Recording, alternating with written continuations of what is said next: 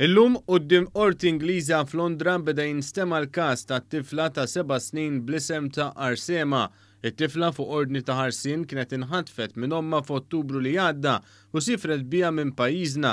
Nhar is-Sibt li għadda l-Gvern ħabbar li t-tifla nstabet qawwija u sħiħa fl-Ingilterra u llum fir-Royal Courts of Justice imħallef sema l-argumenti tal-avukati miż-żewġ partijiet.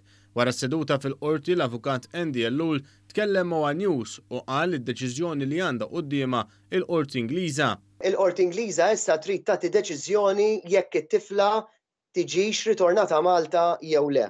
Dan ħaj jiġri issa wara li l-qorti tisma' x-xhieda u tkun f'pożizzjoni aktar illi tieħu deċiżjoni. Dr. Ellul saħaq li l-każ ġie diferit għall-10 ta' Diċembru.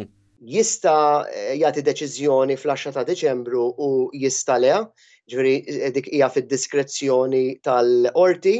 Ovvjament il-Ministeru tal-Familja kien rappreżentat minn avukati barristers Ingliżi u wieħed issa nistennew l-eżitu tal-kawża kif ħadd titmexxa l quddiem. F'dan l-istadju wieħed jifhem li aħna bħala avukati preklużi milli nagħtu dettalji dwar il-mertu tal-kawża.